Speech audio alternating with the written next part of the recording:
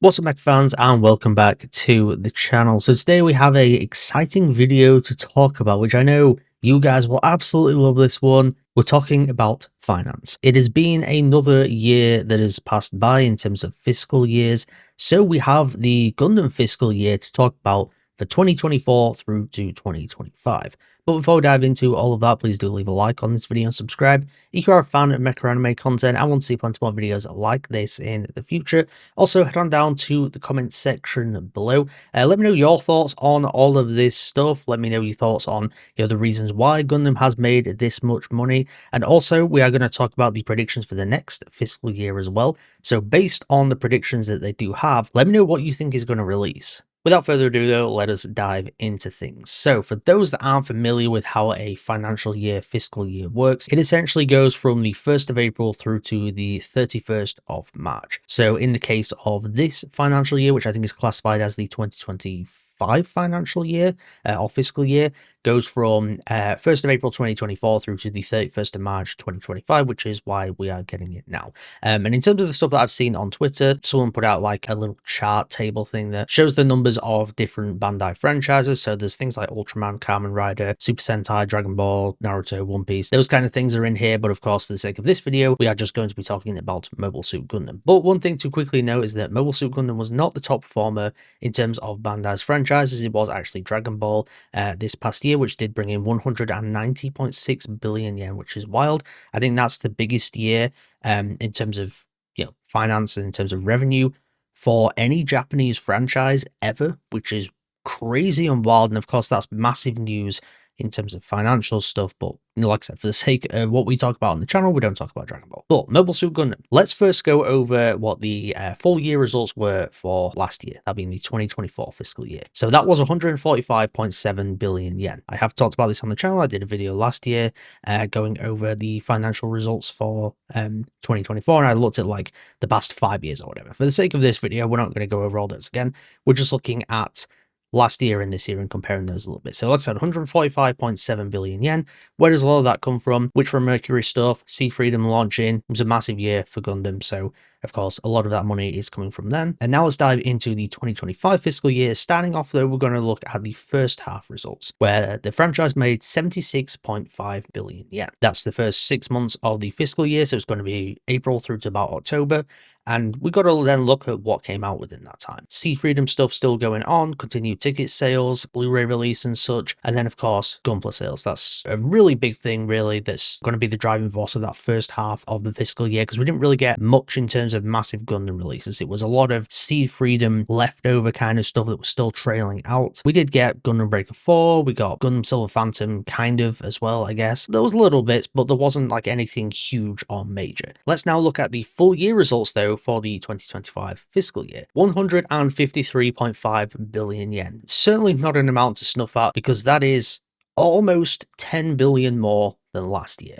10 billion yen, that's not $10 billion, because those are very, very different numbers. Once again, Mobile Suit Gundam did essentially make over $1 billion as a franchise within the last fiscal year. So, a massive success for the franchise. And ultimately, what does that other back half of the year come from? A little bit of Requiem for Vengeance, I guess, though I can't imagine that was hugely successful. Still got Sea Freedom stuff, still got continued Gunpla releases and anniversary things, and a lot of merchandise that will have been doing the heavy lifting in terms of sales there. But of course, we've also got to consider Mobile Suit Gundam gquuuuuux. Beginning, the theatrical release came out in January in Japan, and that was huge. Like, I think it's the second highest grossing Gundam film, or Gundam theatrical release, I guess if you want to call it that, just under Seed Freedom. I say just under, I think it's significantly behind Seed Freedom, but it still performed incredibly well. So a lot of the revenue you're seeing from the back half of the fiscal year is coming from gquuuuuux Beginning, which, like I said, incredibly successful. And that's not even, we're not even going into the actual gquuuuuux series yet, because that actually started right after the fiscal year, which probably makes sense why they actually decided to release it then. Like, it just seemed like a good point to kind of, end the fiscal year, and then we kind of start afresh, and we've got the release of gquuuuuux. So that is how things worked out. And again, another incredibly successful year for Gundam. This is nothing to snuff at whatsoever. Which then brings us on to the predictions or the plan for the next financial year, which is 2026. So again, that will go from 1st of April of 2025 through to the 31st of March 2026. So the first half plan is 80 billion yen, and then the full year plan is 160 billion yen. So they've got like a pretty even split there. And from this, we can kind of begin to predict what comes next for the franchise.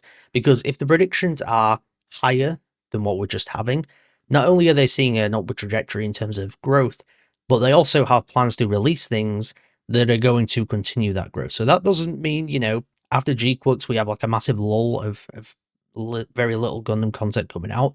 No, it's just going to keep rolling out, and it's going to be stuff that brings in revenue. So it's not going to be the small things where there's a couple of gunpla releases. No, it's probably going to be significant waves of Gundam. Does that mean that the releasing of the massive series like gquuuuuux is probably going to be? Unlikely. But there are a few releases that are on the horizon, and we can kind of guess that maybe both of those will fit into this fiscal year. The first one that of course is like at the forefront of every Gundam fan's mind, and that is the Hathaway sequel. Now we know that it's releasing either in 2025 or 2026, and it seems like that it's probably going to be 2026. I think it's going to be a first half of 2026, so I think there's a very good chance that that releases within the fiscal year. So it's going to release between now and the 31st of March 2026.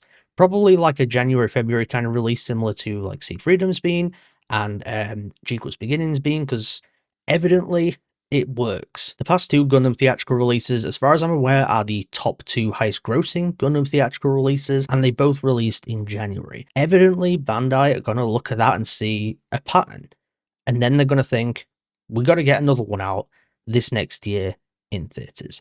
Now, there's essentially two options that we could have. It could be the Hathaway sequel, but it could also be Seed Freedom Zero, which is not confirmed to be a film, but it was going to be an OVA, and now they're rethinking it. Just connect the dots. It's obviously going to be a film because of how successful Seed Freedom was in theaters. We're probably going to get a theatrical release in January, but between now and then, what have we got? Of course, we've got gquuuuuux going on. They're expecting that to be incredibly successful in terms of its gunpla sales, in terms of its merchandise. We're seeing all this stuff, and we're seeing that this is being a pretty successful series, which is a fantastic thing, and it just means that we're going to get even more Gundam stuff and different Gundam stuff and all that kind of stuff. The first half of the year, heavily driven by gquuuuuux, and that's been proven so far. What else are we going to get though? Like I said, Seed Freedom Zero and the Hathaway sequel somewhere on the horizon, probably within this current fiscal year. Could we get anything else though? That's where I'm not 100% sure, because we know that we've got the Iron-Blooded Orphans Erdo Hunt release, whatever it's going to be, somewhere on the horizon. I would say that they'd release it this year, maybe in like an October kind of time.